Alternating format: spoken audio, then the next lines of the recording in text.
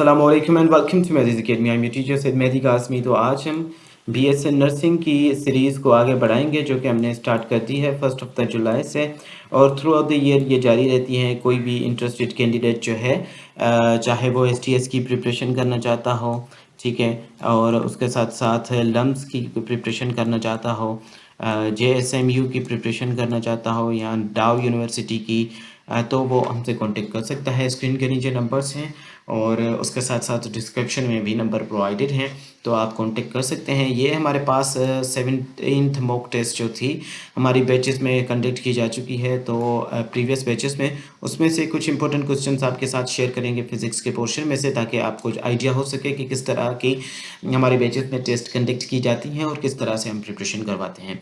तो mock test के ज़रिए, वीडियो लेक्चर्स के ज़रिए, नोट्स के ज़रिए और पास्ट पेपर्स के ज़रिए आपकी प्रिपरेशन करवाई जाएगी। इंटरेस्टेड कैंडिडेट्स जो भी हैं स्टूडेंट्स, वो बैच में अप्लाई कर सकते हैं। बैच के लिए व्हाट्सएप कम्युनिटी में आपको ये सारा मवाद प्रोवाइड किया जाएगा और वहीं पे आपकी तैयारी करवाई जाएगी। आइए स्टार्ट करते हैं। हमारे पास क्वेश्चन नंबर 61 से सीरीज़ के हिसाब से फिजिक्स का पोर्शन जो है आपके साथ आज शेयर करेंगे। तो क्वेश्चन नंबर 1 है, which physical quantity is measured in metres per second. ठीक है, metre per second square, metre per second, ये मीटर पर सेकंड में कौन सी फिजिकल क्वांटिटी मेजर करते हैं। तो अगर एक्सीलरेशन की बात की जाती तो यहाँ पे हम स्क्वायर लगा देते हैं, ठीक है, लेकिन यहाँ पे हमें मीटर पर सेकंड में बताया जा रहा है। तो ऑप्शन नंबर बी जो कि पहले से सोल्ड है, आपको सिर्फ एक्सप्लेन करना है कि किस तरह से होता है, तो मीटर पर सेकंड इसका करेक्ट ऑप्शन होगा। ऐसा यूनिट से क्वेश्चन पूछे जाते हैं बीएससी नर्सिंग में, तो ऐसा यूनिट ऑफ द फोर्स क्या होगा, यहाँ पे न्यूटन है, ठीक है, जो कि आप इसको केजी मीटर पर सेकेंड भी बोल सकते हैं, ठीक है, KG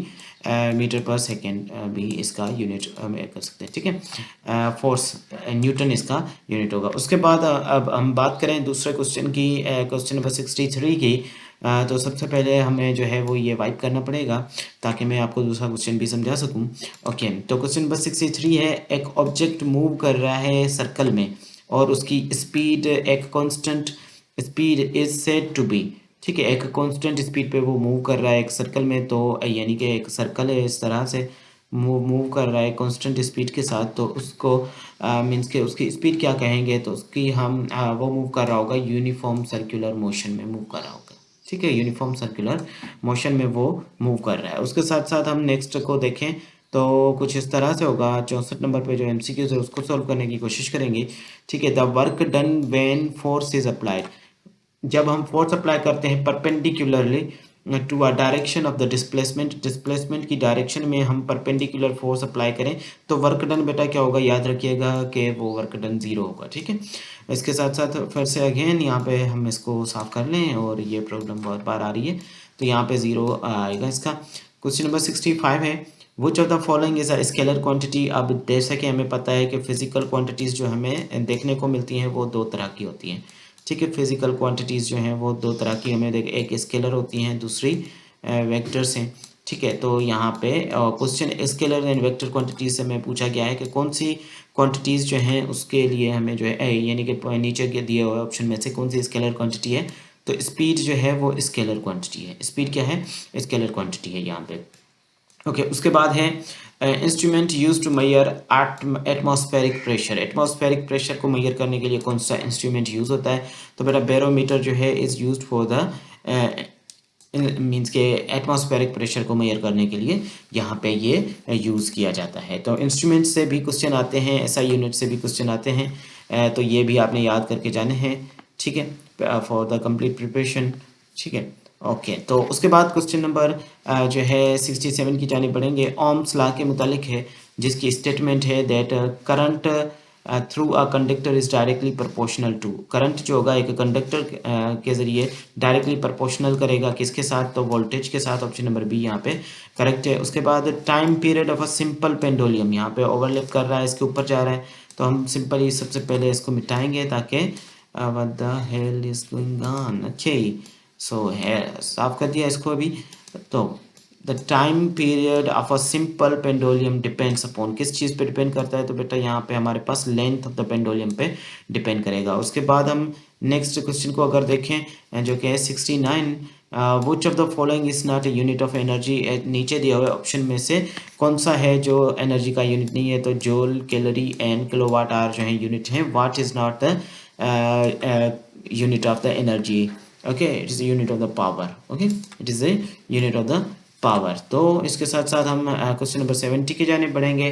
the phenomena of bending of light. ठीक है, एक फेनोमेना है बेंडिंग ऑफ लाइट का।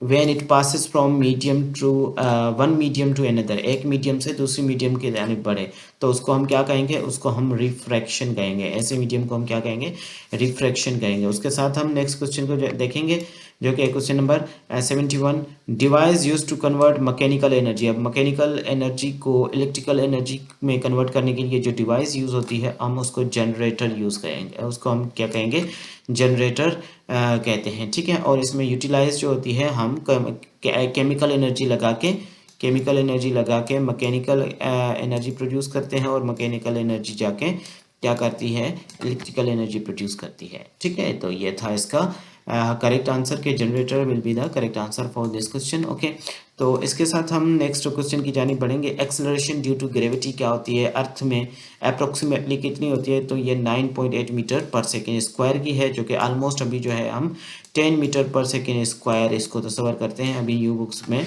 ये भी आ चुकी है। ठीक है, मीन्स के अभी यह भी राउंड ऑफ करके लिख सकते हैं। ठीक है, तो आई होप के क्वेश्चन यहाँ पे क्लियर होगा। उसके बाद है question number 73, resistance of a conductor depends upon. तो यहाँ पे कंडक्टर का की रेजिस्टेंस जो है डिपेंड करती है लेंथ के ऊपर, क्रॉस सेक्शनल एरिया के ऊपर, मटेरियल के ऊपर। तो ये सारे यहाँ पे जो हैं इसके करेक्ट ऑप्शन माने जाएंगे।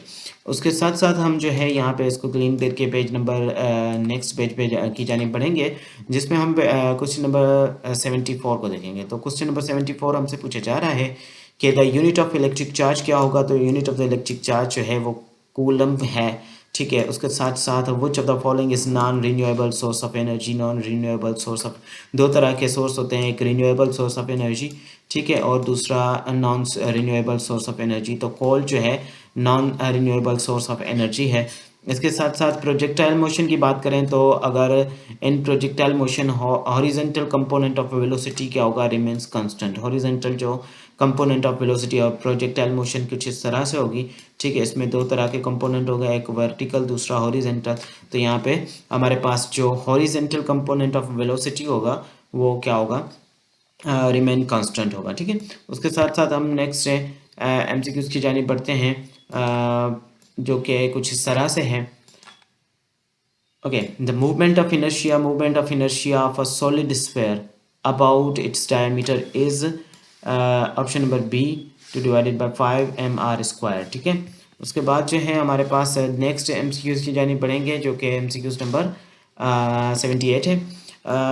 Skip velocity from the earth surface approximately कितनी होगी, 11.2 किलोमीटर पर सेकेंड है। उसके बाद फिनोमिना ऑफ रिसोनेंस का फिनोमिना कब होगा, जब फ्रीक्वेंसी ऑफ अप्लाइड फोर्स बराबर होगी नेचुरल फ्रीक्वेंसी के साथ। तो फ्रीक्वेंसी ऑफ द रिनाउंस हमारे पास, यानी कि फिनोमिना ऑफ द रिनाउंस होगा हमारे पास। Unit of the magnetic flux क्या है, ये क्वेश्चन बार बार पूछा भी जाता है, रिपीटेड है। तो यहाँ पे unit of the magnetic flux जो है वो वेबर है। Weber is the unit of the weber, आप यहाँ पे लिख लें वेबर या मैग्नेटिक फ्लक्स। ठीक है, मैग्नेटिक फ्लक्स का यह क्या है, यूनिट, मैग्नेटिक फ्लक्स का ये यूनिट है। तो इसी तरह से आज इस वीडियो को एंड करेंगे।